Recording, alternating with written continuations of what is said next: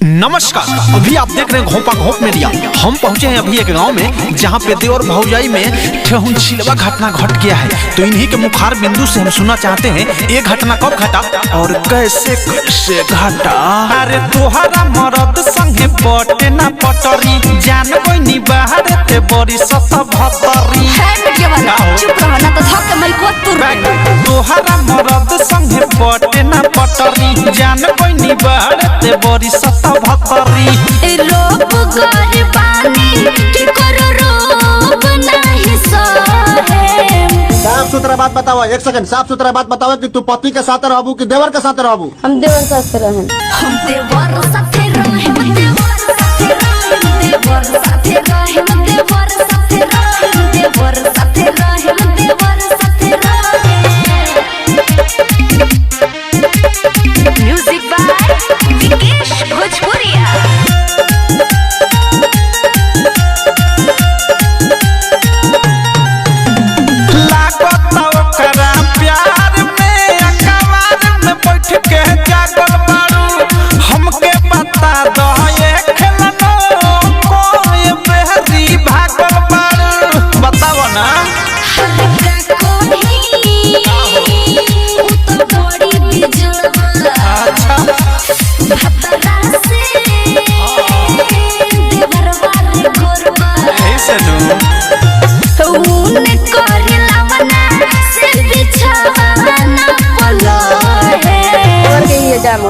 देवर के जामल लिया। हाँ। तार बेटी। हाँ। तू पति के साथ रहबू कि देवर के साथ रहबू? हम देवर साथ रहें। हम देवर साथे रहे, देवर साथे रहे, देवर साथे रहे, देवर साथे रहे, देवर साथे रहे, देवर साथे रहे।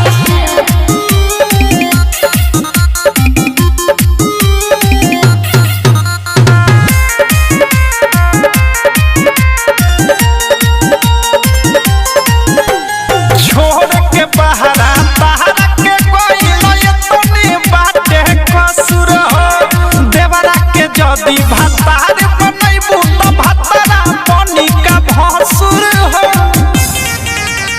खुशबानी हो एकरा सुने से लागल रह हाय लइका बदवर के देह से मुंह मिलता अवधि सखारू खुलिया सब कहे। सच्ची बात सुते नहीं था। अब कोई देवरे साथे हम रहे, जब सुत लेनी सब कर लेनी तो देवरे साथे रहे। देवर साथे रहे, देवर साथे रहे, देवर